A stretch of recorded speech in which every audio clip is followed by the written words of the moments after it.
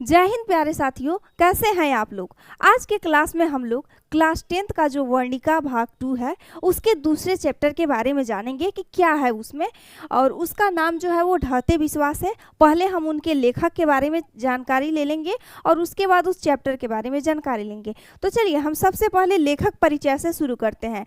तो लेखक जो है ढहते विश्वास के, उनका नाम है सातकोड़ी होता। उनका नाम सातकोड़ी होता है। और सातकोड़ी होता जो है वो उड़िया के एक प्रमुख कथाकार है। इनका जन्म 29 अक्टूबर 1929 ईस्वी में मयूरभंज उड़ीसा में हुआ था। आप लोग ऑब्जेक्टिव याद रखेंगे, जितने भी यहाँ से अलग अलग कलर में हाईलाइट किए गए हैं, अंडरलाइन किए गए हैं, वो सारे आपके ऑब्जेक्टिव हैं। तो आपको कॉपी में अभी नोट करते चलना है। तो सबसे पहले तो यहाँ से ऑब्जेक्टिव आया कि सातकोड़ी होता कैसे कथाकार है, तो उड़िया के प्रमुख कथाकार हैं या प्रसिद्ध कथाकार है। सबसे पहले आपको याद रखना है कि सातकोड़ी होता जो है वो उड़िया के कथाकार हैं, ठीक है। और इनका जन्म 29 अक्टूबर 1929 ईस्वी में मयूरभंज उड़ीसा में हुआ था। कहाँ पे हुआ था, तो उड़ीसा में एक मयूरभंज नामक स्थान है, वहीं पे हुआ था। अब तक इनकी 1 दर्जन से अधिक पुस्तकें प्रकाशित हो चुकी है। पूछा जाएगा कि होता जी की या सातकोड़ी होता जी की कितनी पुस्तकें प्रकाशित हो चुकी हैं, तो 1 दर्जन से अधिक पुस्तकें प्रकाशित हो चुकी हैं। होता जी भुवनेश्वर में भारतीय रेल यातायात सेवा के अंतर्गत रेल समन्वय आयुक्त व उड़ीसा सरकार के वाणिज्य एवं यातायात विभाग में विशेष सचिव तथा उड़ीसा राज्य परिवहन निगम के अध्यक्ष रह चुके हैं, ठीक है। यहाँ पे फिर अंडरलाइन किया गया है, यहाँ से फिर आप लोग ऑब्जेक्टिव अभी नोट कर लेंगे, ठीक है। और इनके कथा साहित्य में उड़ीसा का जीवन गहरी आंतरिकता के साथ प्रकट हुआ है। मतलब कि ये जो लिखे हुए हैं ढहते विश्वास, इसमें इस शीर्षक से स्पष्ट हो जा रहा है कि इसमें किसी ना किसी का विश्वास तो ढहा होगा। शीर्षक का मतलब ही होता है कि जो शीर्षक लिखा जाए या बताया जाए वो पूरे कहानी का निचोड़ निकाल दे। मतलब ये ढहते विश्वास जो इसका शीर्षक रखा गया है, मतलब इस कहानी में कुछ तो ऐसा हुआ है जिसमें किसी ना किसी का विश्वास ढह गया है। और हम लोग जस्ट इसके बाद यानी कि लेखक परिचय के बाद उसी के बारे में जानेंगे कि आखिर विश्वास क्यों ढहा है, ठीक है।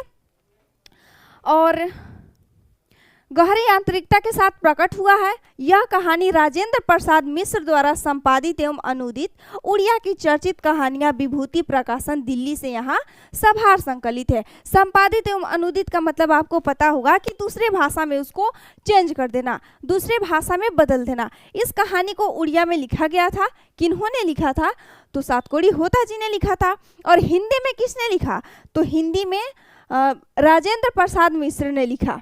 हिंदी में इसको राजेंद्र प्रसाद मिश्र ने कन्वर्ट किया, ठीक है। क्लियर हो गया। आपसे पूछा जाएगा कि ढहते विश्वास के अनुवादक कौन है, तो आप क्या बताओगे, राजेंद्र प्रसाद मिश्र बताओगे, ठीक है। और ये तो हो गए लेखक परिचय। अब हम लोग कहानी के बारे में जान लेते हैं। कहानी पे चलते हैं हम लोग कि क्या है कहानी। तो ये कहानी बहुत दर्दनाक है। इसमें बाढ़ सूखा से ग्रसित एक महिला है। वैसे तो एक गांव है जो एक नदी के किनारे बसा हुआ रहता है, और उसमें इस कहानी की मुख्य जो पात्रा है वो है लक्ष्मी। और उसके बारे में विशेष रूप से बताया गया है कि उन लोगों का जीवन कैसा है। कभी बाढ़ आ जाता है, कभी सूखा आ जाता है, तो कभी कुछ आ जाता है, आंधी तूफान ये सब आता रहता है, और उन लोगों का जीवन काफ़ी कष्टमय तरीका से बीतता है। तो उसके बारे में हम लोग जान लेंगे। तो सबसे पहले तो लक्ष्मी के परिवार में कुल 6 लोग थे, कुल 6 लोग थे। लक्ष्मी इस कहानी की मुख्य पात्रा है। इस कहानी की मुख्य पात्रा, ढहते विश्वास कहानी की मुख्य पात्रा लक्ष्मी है। और लक्ष्मी के परिवार में मात्र 6 लोग हैं। ये है, हम मान लेते हैं कि ये जो है वो लक्ष्मी है, और ये इसके पति हैं जिनका नाम है लक्ष्मण। लक्ष्मी के पति का नाम क्या है, लक्ष्मी के पति का नाम लक्ष्मण है। लक्ष्मी के पति का नाम लक्ष्मण है। और ये लक्ष्मी का बड़ा बेटा है जिसका नाम अच्युत है। बड़ा बेटा, लक्ष्मी का एक बड़ा बेटा होता है बेटे 2 हैं, लेकिन बड़ा बेटा का नाम जो है वो अच्युत है। बड़ा बेटा का नाम अच्युत होता है और बाकी किसी का नाम नहीं बताया गया है, सिर्फ बड़े बेटे का ही नाम बताया गया है। और 2 बच्चियां होती है, 2 छोटी छोटी प्यारी प्यारी लड़कियां होती है और एक बहुत ही छोटा बच्चा होता है जो अभी अब खुद से नहीं चल सकता है, बस मतलब गोदी में उसको लेके लक्ष्मी घूमती है। ठीक है, तो ये था लक्ष्मी का परिवार। एक लक्ष्मी होती है, इसके पति होते हैं जो कलकत्ता रह के नौकरी करते हैं, और लक्ष्मी का एक बड़ा बेटा होता है, 2 बेटियां होती है और उसके बाद एक छोटा बच्चा होता है। अब हम लोग कहानी में प्रवेश करते हैं। तो कहानी के आरंभ में ही कहा जा रहा है, शुरुआत में ही, कि पिछले कई दिनों से लगातार बारिश होते देख लक्ष्मी को लग रहा था जैसे इस बार भी बाढ़ आएगी। मतलब पहले भी बाढ़ आ चुकी है, तभी तो कहा जा रहा है कि इस बार भी बाढ़ आएगी। तूफान में घर टूट गया था, सो उधार कर्ज मांगकर किसी तरह कुछ बांस बांध कर उस पर पुआल डाल दिया था उसने। तूफान आया था जिसके कारण घर टूट गए थे, तो बांस बांधकर और उस पे पुआल डाल दिया गया था। हम लोग के गांव में आप देखते होंगे कि ऐसे बहुत लोगों के घर होते हैं। और लक्ष्मण कलकत्ता में नौकरी करके पत्नी को जो कुछ भेजता है उससे गुजारा न होने की वजह से तहसीलदार साहब के घर का छीटपुट काम करके लक्ष्मी जो कुछ पाती है उसी से अपनी कमी पूरी कर लिया करती है। मतलब लक्ष्मण बाहर रह के, लक्ष्मी के पति जो थे लक्ष्मण, वो बाहर रह के नौकरी करते थे, लेकिन वो जो पैसे भेजते थे उससे भी घर नहीं चल पाता था। तो लक्ष्मी को मजबूरन तहसीलदार साहब के यहाँ घर का छीटपुट काम करना पड़ता था, जैसे बर्तन धोना, झाड़ू लगाना, ये सारा काम करती थी लक्ष्मी, और उससे कुछ मदद मिलता था जिससे वो घर चला पाती थी। और पूर्वज के द्वारा 1 बीघा खेत छोड़ा गया था। मतलब लक्ष्मी के जो ससुर थे उनके द्वारा 1 बीघा खेत छोड़ दिया गया था, और 1 टुकड़ी जमीन भी है। हल किराए पर लेकर उस बीघे भर में खेती करवाई थी लक्ष्मी ने। जो खेत छोड़े थे पूर्वज, उसी खेत में लक्ष्मी हल किराया पर लेके उसमें खेती करवाई थी। ठीक है, आपसे पूछा जाएगा कि हल कैसे ली थी, किराए पे या फिर और भी ऑप्शन रहेगा, तो आपको क्या बताना है कि हल किराए पे ली थी। ठीक है, अंकुर जल गए और कहीं कहीं पर धान के हरे भरे सभी कोमल पौधे धूप में भूनकर स्वाहा हो गए। मतलब धूप इतना ज़्यादा था, इतना ज़्यादा सूखा पड़ा था कि जो निकले हुए थे हरे हरे जो छोटे छोटे पौधे निकले हुए थे वो भूनकर स्वाहा हो गए। फिर भी हार न मानकर बारिश होने पर रोपनी का इंतजार कर रहे थे किसान। जब सूखा खत्म हुआ, मतलब गर्मी का मौसम जैसे खत्म हुआ, सुखाड़ खत्म हुआ, उनके मन में एक आशा थी, उम्मीद थी कि बारिश आएगा तो हम लोग रोपनी करेंगे और उस समय फसल अच्छा होगा। तो वो लोग बारिश का इंतजार कर रहे थे। गहरे खेतों में जरई समाप्त करके नदी के बांध पर बैठे गर्दिश के दिन, गर्दिश मतलब होता है मुसीबत वाले दिन, जब सुखाड़ पड़ रहा था, तूफान आ रहा था, उस समय भूलने की कोशिश करते वक्त यह अनवरत बारिश शुरू हो गई। जब वो लोग भूलने की कोशिश ही कर रहे थे तभी अनवरत बारिश, मतलब बहुत ज़्यादा बारिश होने लगी, और उसी बारिश के वजह से बाढ़ भी आ गया, जो हम लोग आगे देखेंगे। पूरा महीना खत्म होने को आया पर बारिश थम नहीं रही। एक पक्ष यानी कि 15 दिन से अधिक हो गया, सूर्य देवता के दर्शन तक नहीं हुए। एक पक्ष में होता है 15 दिन। एक महीना को 2 पक्ष में बांटा जाता है। एक महीना में 2 पक्ष होते हैं, एक कृष्ण पक्ष होते हैं और एक शुक्ल पक्ष होते हैं। कृष्ण पक्ष को बोला जाता है अनहरिया, गांव में बोला जाता है अनहरिया, और शुक्ल पक्ष को अजोरिया बोला जाता है। ठीक है, तो ये 14 से 15 दिन के होते हैं। एक पक्ष 14 से 15 दिन के होते हैं, मतलब आप ऐसे जोड़ लो 15-15 30 दिन हो गए, 1 महीना हो गए। तो एक पक्ष से भी ज़्यादा बीत गए, यानी कि 15 दिन से भी ज़्यादा बीत गए, लेकिन सूर्य देवता के दर्शन नहीं हुए। इतने बारिश हो रहे हैं और इतने मेघ, इतने बादल छाए हुए हैं कि सूर्य अभी दिख नहीं रहे हैं।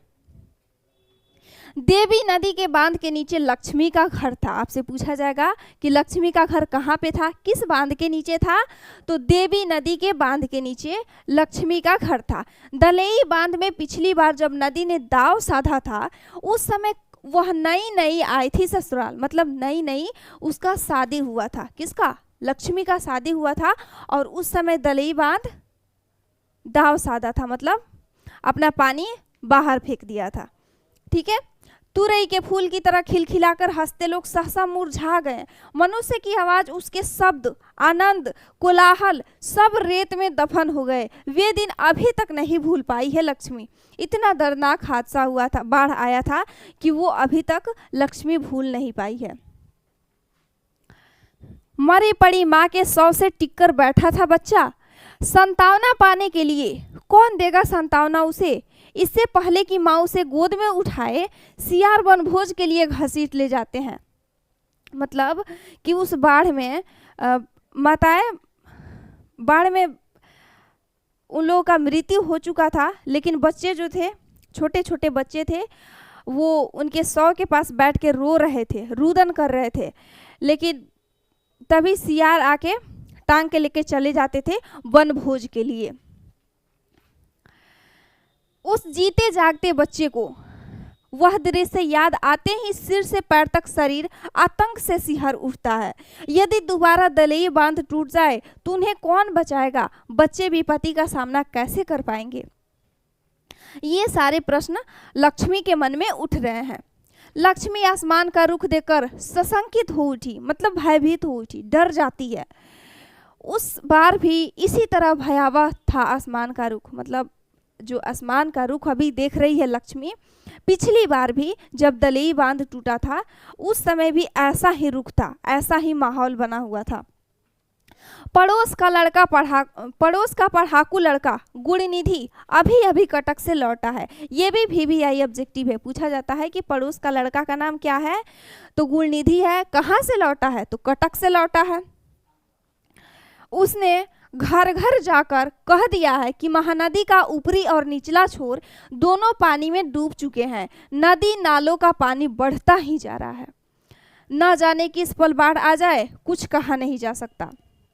जब वो कटक से लौटता है गुणनिधि तो देखता है कि महानदी का पानी जो है वो ऊपर उठते जा रहा है और नदी नाले सब भरते जा रहे हैं। तो वो घर घर जाके बताता है कि ऐसा ऐसा हाल हुआ है, आप लोग मतलब तैयार रहें, इस परिस्थिति से लड़ने के लिए आप लोग तैयार रहें। महानदी के ऊपरी छोर में संबलपुर का हीराकुंड बांध बंधे होने की बात लक्ष्मी ने सुन रखी है। आपसे पूछा जाएगा कि महानदी के ऊपरी छोर में कौन सा बांध है, तो हीराकुंड बांध है और संबलपुर का हीराकुंड बांध है। ठीक है, किंतु क्या वह एक बांध पूरे राज्य के बाढ़ के पानी को रोक सकेगा? ये उसके मन में प्रश्न उठ रहा है, लक्ष्मी के मन में। कटक शहर को बाढ़ की चपेट से बचाने के लिए महाराज ययाति केसरी ने पत्थर का बांध बंधवाया था। यहाँ से भी आपसे कई प्रकार से ऑब्जेक्टिव पूछे जा सकते हैं। तीन प्रकार से आपको ऑब्जेक्टिव पूछे जाएंगे आपसे। पहले तो पूछे जाएंगे कि कटक शहर को बाढ़ की चपेट से बचाने के लिए किसने पत्थर का बांध बनवाया था, तो आपको क्या बताना है? महाराज ययाति केसरी ने। ठीक है। और दूसरा तरीका से पूछा जाएगा कि महाराज ययाति केसरी ने कटक शहर को बचाने के लिए किस चीज के बांध बनवाए थे, तो पत्थर के बांध बनवाए थे। और तीसरा तरीका ये हो सकता है कि महाराज ययाति केसरी ने पत्थर के बांध किस शहर को बचाने के लिए बनवाया था, तो कटक शहर को बचाने के लिए। याद रखना है, गुणनिधि कटक से ही लौटा था, कटक में पढ़ाई करता था और उसी शहर को बचाने के लिए महाराज ययाति केसरी ने पत्थर के बांध बनवाए थे। और दुख की बात यह है कि उस समय लक्ष्मी के ससुर उसी पत्थर के नीचे दबकर मर गए, उनका डेथ हो गया। जो हम लोग अभी देखेंगे आगे कि उसी हीराकुंड बांध में काम करते समय पत्थर के नीचे दबकर उसके ससुर शहीद हो गए थे। यहाँ पे मर गए थे ये कहना उचित नहीं है, शहीद हो गए थे, क्योंकि वो लोगों की भला के लिए काम कर रहे थे, इसीलिए यहाँ पे कहा जाएगा कि वो शहीद हो गए थे, ऐसा लोगों का कहना है। लक्ष्मण के परदेसी होने का उसे बेहद दुख है, फिर भी वह बगैर टूटे अच्छे दिनों की प्रतीक्षा किए जा रही है। ये सच में बहुत दुखदाई बात है कि इतने बड़े संकट में पत्नी अकेली है और उसके पति बाहर है, तो ये दुख का विषय है ही। अगर संकट नहीं भी रहता तो भी पति बाहर जाता है तो हर पत्नी को दुख होता है। तो लक्ष्मी भी दुखी है, लेकिन वो साहसी है, इतना हिम्मती है कि वो अपना धैर्य नहीं खोती है, वो डरती नहीं, अपना हिम्मत नहीं टूटने देती है, वो हिम्मत से काम लेती है।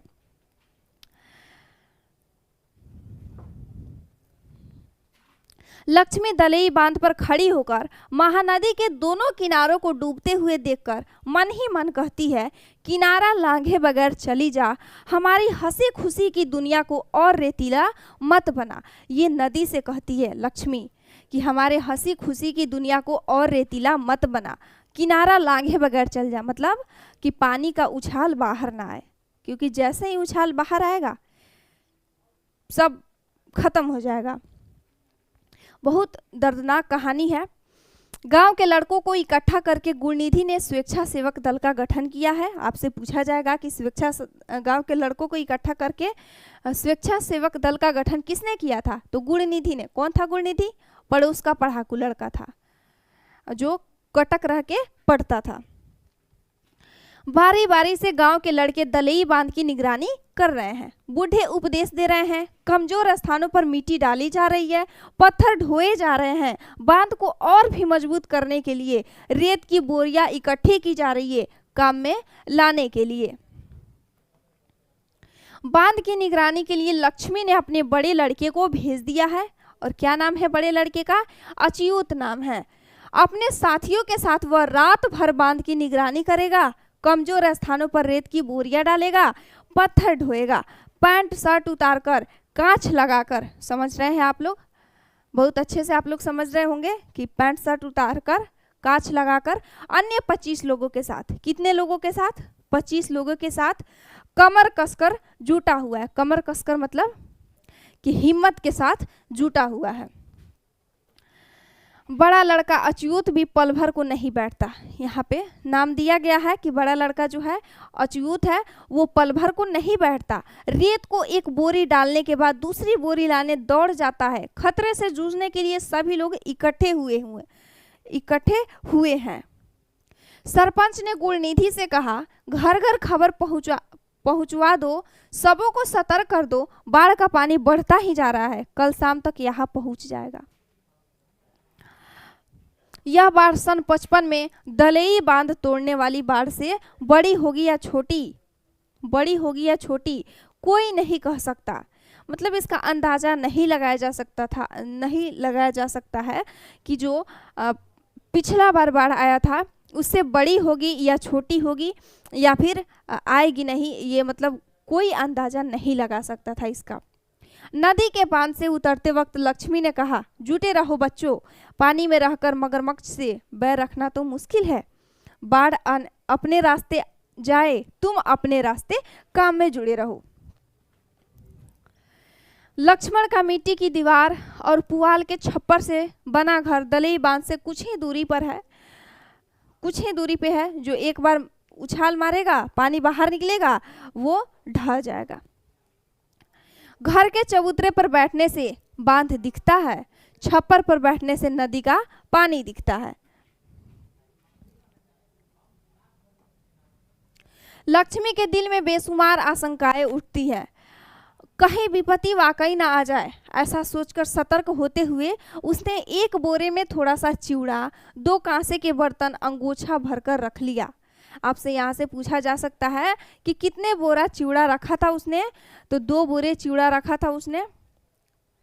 1 बोरा रखा था ना, एक बोरे में थोड़ा सा चिवड़ा रखा था और 2 कांसे के बर्तन अंगोछा भरकर रख लिया। सन 55 वाली घटना उसे आज तक याद है। उस समय सास ससुर और पति के साथ ऊंचे स्थान पर चढ़ गई थी वह।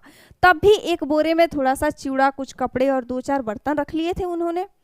मन रह कर चौंक उठता था। लक्ष्मण होता तो कुछ सहारा होता, साहस बनता। क्या बच्चों को लेकर वह इतने बड़े संकट का मुकाबला कर पाएगी? ये उसके मन में प्रश्न उठ रहे हैं। लक्ष्मी अपनी दोनों लड़कियों और छोटे बेटे को सुलाकर गुहाल में जाती है। आपसे पूछा जाएगा कि लक्ष्मी अपने छोटे बेटे को सुलाकर कहाँ जाती है? दोनों लड़कियों और छोटे बेटे को सुलाकर कहाँ जाती है? तो आपको बताना है गुहाल में जाती है। ठीक है, ऑप्शन रहेगा 4 ऑप्शन, जिसमें से आपको गुहाल जिस ऑप्शन में रहेगा वो टिक करना है। बाद में समय मिले ना मिले इसलिए उसने गाय और बछड़े के गले से पगहा खोल दिया। ठीक है, और दोनों बकरियों को भी कमरे में खुला छोड़ दिया। कितने बकरियां थी लक्ष्मी के पास? 2 बकरियां थी और दोनों बकरियां को खुला छोड़ दिया। घर की सारी चीजें एक कमरे में इकट्ठा करके ताला लगा दिया ताकि बाढ़ आए तो वो बाढ़ में दह ना जाए, अंदर ही बंद रहे। देखते देखते रात बीत गई। सुबह होते होते बाढ़ के पानी के लिए नदी में जगह नहीं बची थी। मतलब अब इतना रोक पाए नदी, उतना और पानी को रख पाए अपने अंदर, उतना जगह नहीं बचा था नदी में। बारिश की रफ्तार में कोई फर्क नजर नहीं आया, एकदम वैसे ही बरसता जा रहा था। उसने नदी के बांध की ओर देखा। बांध पर अभी भी लोग काम कर रहे थे। गुणनिधि, अच्युत, शंकर, मकरा, चंद्रा सभी हो करके आसपास के लोगों को सतर्क कर रहे थे। आपसे पूछा जाएगा कि कौन कौन थे बांध में, कौन कौन थे, कौन कौन बच्चे काम कर रहे थे, कौन कौन लोग? तो नाम आएगा गुणनिधि, अच्युत, शंकर, मकरा, चंद्रा। ये नाम आपको याद रखना है। हठात यानी कि अचानक जरा नीचे की ओर ताड़ के पेड़ के पास पानी की तेज धारा किनारे से आ टकराई। मतलब इतना ज़्यादा बहाव था कि वो आकर किनारे से टकराई और इधर टकराई और उधर जाके उस पार पानी छलांग मारकर बाहर निकल गया। टकराते ही पानी बांध के दूसरी ओर लांघ गया। 10 वर्षीय गोल मटोल बच्चे की तरह। सूर्य देवता दिखलाई नहीं दे रहे थे, फिर भी लक्ष्मी ने अंदाजा लगाया कि समय 12 से कम नहीं है। अंदाजा लगाई थी लक्ष्मी कि 12 से कम नहीं है, हो सके तो यहाँ से ऑब्जेक्टिव भी पूछा जा सकता है। गुणनिधि गला फाड़ फाड़ कर चिल्लाने लगा। रेत की बोरी ताड़ के पेड़ के पास नदी में घुसी चली आ रही है। गांव के छोटे बड़े जो भी लोग वहां इकट्ठे थे रेत की बोरी और धीमा पत्थर ढो ढोकर लाने लगे उस बांध को और मजबूत बनाने के लिए। गुणनिधि ने 2 लड़कों को गांव के लोग ऊंची जगहों पर चढ़ जाए ऐसा कहने के उद्देश्य से गांव में भेज दिया। मतलब गुणनिधि को लग गया था कि अब पानी रुकने वाला नहीं है, अब पानी बाहर फेंक ही देगा नदी। तो इसलिए उसने 2 लड़कों को भेज दिया ताकि लोगों से वो कह पाए कि अब आप लोग गांव के ऊंचे स्थान पे चल जाइए। पल भर में शोर शराबा मच गया। पूरे गांव में लोग हाँफते हुए टीले की ओर दौड़ने लगे। टीले के नीचे स्कूल है। आपसे पूछा जाएगा कि स्कूल कहाँ है, तो टीले के नीचे है स्कूल। कईयों ने स्कूल में शरण ली। 4 कमरों में 200 से करीब लोग खचाखच भर गए। 4 कमरे थे और चारों में मिलाकर 200 के आसपास लोग उसमें भर गए। आपसे पूछा जाएगा कि जब 4 कमरे में 200 लोग थे तो 2 कमरे में कितने थे, तो 100 बताना है आप लोग को। और अगर 1 कमरे में पूछा जाए तो 50 के करीब बताना है। ठीक है, बाकी लोग टीले पर चढ़ गए। तेज बारिश और हवा की वजह से टीले पर बरगद की शाखाएं इधर उधर डोल रही थी। पेड़ के नीचे देवी का थान बारिश के पानी से भीग चुका था। साल में एक बार चैत की संक्रांति को इसी टीले पर मेला लगता है। देवी पर बलि चढ़ाई जाती है। आसपास के गांव के लोग इकट्ठे होते हैं। खरीद बिक्री होती है, नाच गाना भी होता है। उस वक्त टीले पर चढ़ने वाले लोगों के चेहरे में रौनक होती है, उस समय खुशी का माहौल होता है। लेकिन आज सभी किसी का चेहरा जो है वो आशंका से भरा हुआ है और सभी धड़ धड़ कांप रहे हैं। लक्ष्मी दोनों लड़कियों और छोटे लड़के को साथ लेकर निकलते निकलते कुछ पिछड़ गई। क्यों पिछड़ गई? क्योंकि अभी अच्युत पीछे रह चुका था और वो पीछे मुड़ मुड़ कर देख रही थी कि कहीं पे दिख रहा हो अच्युत जो आ रहा हो, लौट रहा हो। वह अच्युत का इंतजार कर रही थी, यह सोचकर कि कहीं वह आ ना पहुंचे, पर अच्युत नहीं आया। नदी के बांध की ओर देखकर उसने ऊंची आवाज में बेटे को पुकारा, पर वह आवाज शायद बेटे के कानों तक नहीं पहुंच सकी। ठीक उसी वक्त बांध टूटकर पानी की धारा गांव की ओर लपकने की आवाज ने क्षण भर को उसे स्तब्ध कर दिया। इसके बाद और कुछ भी सोचने का वक्त ही नहीं था उसके पास। वह दोनों लड़कियों को साथ लेकर बच्चे को गोद में लेकर जैसे तैसे बोरे को उठाए टीले की ओर दौड़ने लगी। बांध अब टूट चुका था, किनारे ढहने लगे थे नदी के गर्भ में। किनारे जो थे वो नदी में ढहने लगे थे और भी पानी बाहर आ रहा था। पलक झपकते ही ताड़ के पेड़ का नामो निशान मिट गया। मतलब इतना पानी फेंक दिया बाहर कि ताड़ का पेड़ डूब गया। पीछे मुड़कर देखने को वक्त न रहने पर भी थोड़ी दूर दौड़ने के बाद लक्ष्मी पीछे घूमकर देखने लगी अपनी बेटे को, अच्युत को। मानो अच्युत की आवाज कहीं दूर से उसके कानों में सुनाई दी हो, माँ, ओ माँ।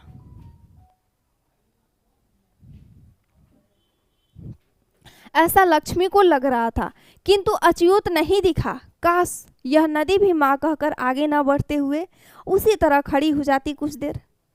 काश आते आते कुछ देर ही कर देती। ऐसा सोच रही है लक्ष्मी, कल्पना कर रही है। लेकिन बांध टूटे नदी की धारा से पहले परिचित है लक्ष्मी। वो पहले से परिचित है, जानती है कि जब बांध टूटता है तो कैसा अफरा तफरी मचता है। घर के समान ऊंची धारा चली आती है नदी की ओर से। दौड़ते वक्त जब उसे ठोकर लगी,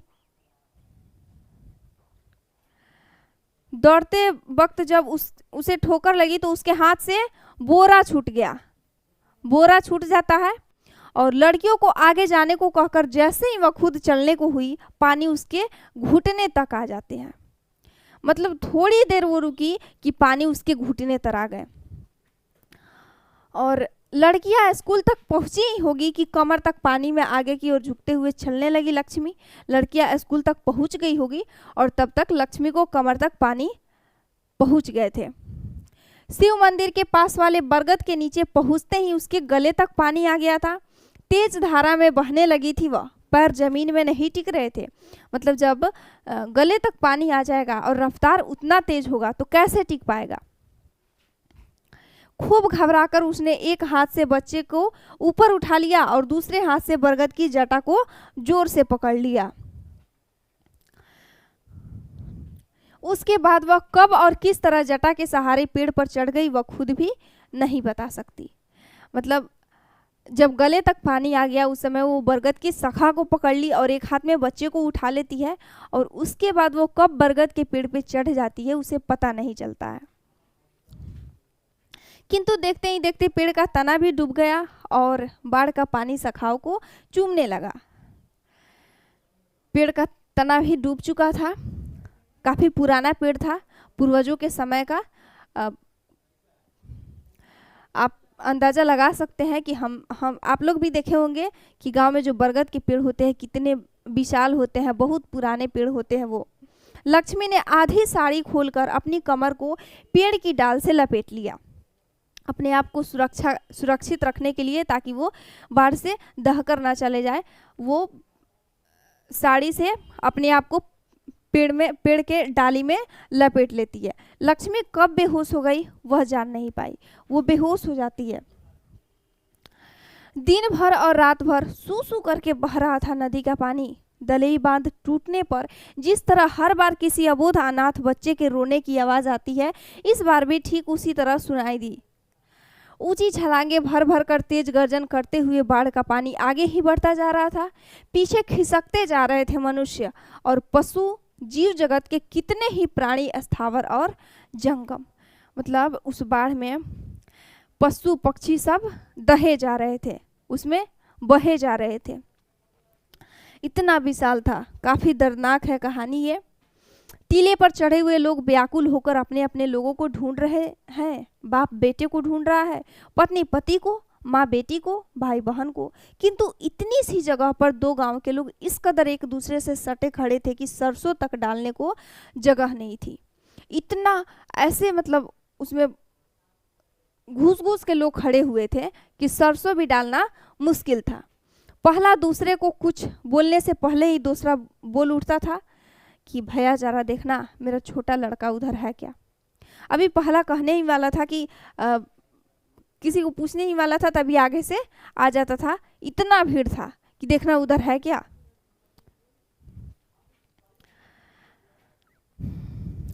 एक कदम चलने तक की गुंजाइश नहीं थी, फिर भी तलाश जारी थी मन और हृदय में।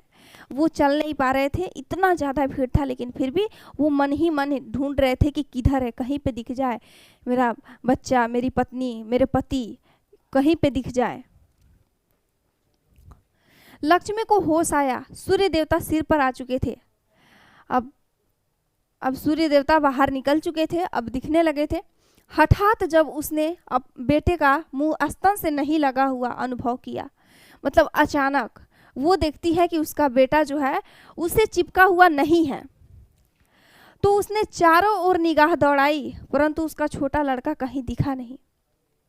माताएं बच्चों को ऐसे रखती हैं या फिर ऐसे रखती हैं, लेकिन वो देखती है कि उसका बच्चा नहीं है, तो चारों ओर देखने लगती है व्याकुल होकर कि कहाँ गया मेरा बच्चा।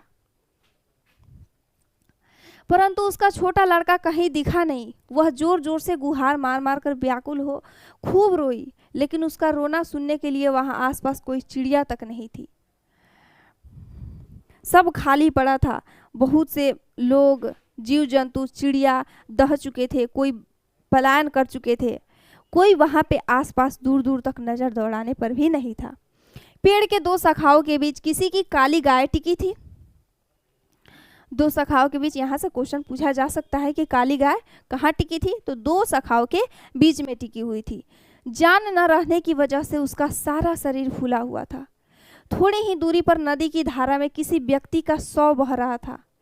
उसी के आसपास एक दूसरे व्यक्ति का, मानो आगे पीछे होकर वे लोग जा रहे हैं, इतने ज्यादा शव बह रहे थे। कुछ लोग, बहुत लोग ऐसे पीछे छूट गए। लक्ष्मी के पीछे जो लोग छूट गए होंगे वे लोग तो बच नहीं पाए होंगे, तो वैसे लोगों की शव होगी। लक्ष्मी का सारा शरीर जकड़ चुका था। वह ना कुछ कहना चाहती थी, न देखना और न ही सुनना चाहती थी। वो थक और हार चुकी थी। अब लोगों को किसी पर भरोसा नहीं रह गया। यहाँ पे अब लोगों को किसी पर भरोसा नहीं रह गया, मतलब यहाँ पे भगवान के बारे में कहा जा रहा है। देवी देवताओं पर से विश्वास उठने लगा है, और इसी वजह से इसका नाम रखा गया है ढहते विश्वास। उनका विश्वास ढह चुका, मानो सृष्टि की शुरुआत में लोगों को दिए हुए सारे वायदे खोखली आवाजों में तब्दील हो गए हों। बार बार किसी पर विश्वास करके इंसान ठगा जा चुका है, उसके साथ विश्वासघात हुआ है। ये लेखक अपना दर्द बता रहे हैं, मतलब अपना दर्द नहीं बता रहे हैं। वो जो माहौल था वो ऐसा ही दर्दनाक था, और जो लोग बचे हुए थे, जो लोग अपनों को खोए थे, अपने बच्चों को, अपने पत्नी को, अपने पति को, माँ को, पिता को खोए थे, और इतनी गुहार लगाने के बाद भी, इतनी प्रार्थनाएं की थी, इतनी आशाएं थी उनको भगवान पे, फिर भी भगवान नहीं सुने, और जिसके कारण उनका विश्वास ढह जाता है। और इसी कारण से इसका शीर्षक रखा गया है ढहते विश्वास। लक्ष्मी के पीछे वाली शाखाओं के जोड़ पर न जाने क्या आकर फंस गया है। शरीर में थोड़ी भी ताकत नहीं बची है, मन में शक्ति नहीं है। लाश की तरह एक जगह टिकी हुई है लक्ष्मी, मतलब उसमें प्राण है लेकिन वो कुछ कर नहीं पा रही, इतनी लाचार हो गई है। अब सूर्य दिखलाई नहीं देता, बादल काले काले होकर फिर घिर आए, फिर से बादल घिर आए हैं, फिर सूर्य छुप गया है। लक्ष्मी की यादाश्त को कुछ ऊर्जा मिली, थोड़ी सी ऊर्जा मिली, और उसने अपने पीछे वाली शाखाओं की जोड़ में फंसी चीज को देखने के लिए पीछे की ओर देखा। उसके पीछे एक शाखा थी और उसमें कुछ फंसा हुआ था, उसको ऐसा लग रहा था, तो उसने देखा, पीछे मुड़कर देखना चाहा कि क्या है। उसके हाथों में ताकत नहीं रह गई थी। पानी की धारा में न बहकर पेड़ की शाखा प्रशाखा की जोड़ में हैरत अंगेज रूप से फंसे बच्चे को लक्ष्मी उठा ली। वहाँ पे देखती है तो वहाँ पे एक बच्चा फंसा हुआ होता है, छोटा बच्चा, एकदम उसी के बच्चे के जैसा, लेकिन उसका बच्चा नहीं था। बच्चे की दोनों आंखें मूंदी थी, सारा शरीर फूल गया था, सीने में धड़कन नहीं थी। पानी में बह रहा था जिसकी वजह से शरीर फूला हुआ था, सीने में धड़कन नहीं थी, मतलब उसकी सांसें अब नहीं चल रही थी। वह उसका छोटा बेटा नहीं था, फिर भी उसने उसे अपने सीने से सटाकर अपना स्तन उसके मुंह के पास लगाकर जोरों से अपने सीने में भींच लिया। अगले क्लास में हम लोग इसका क्वेश्चन आंसर देखेंगे। और सामाजिक कहानी थी, इसमें कुछ ज़्यादा समझने वाली नहीं थी। और पांचों कहानियाँ जो है, एक तो था सास बहू वाला कहानी था, और ये ढाते विश्वास है, और इसी के जैसे 3 कहानियाँ और है, सामाजिक कहानियाँ है वो भी। और पहले इसका क्वेश्चन आंसर हम लोग करेंगे और उसके बाद अगला 3 चैप्टर हम लोग करेंगे। तो धन्यवाद, फिर मिलते हैं आपसे अगले क्लास में। और यदि वीडियो अच्छा लगा हो तो लाइक कर दीजिएगा और सब्सक्राइब तो करना ही है, क्योंकि अभी आप लोग को लंबे समय तक बने रहना है। ऑब्जेक्टिव सब्जेक्टिव सब कराए जाते हैं,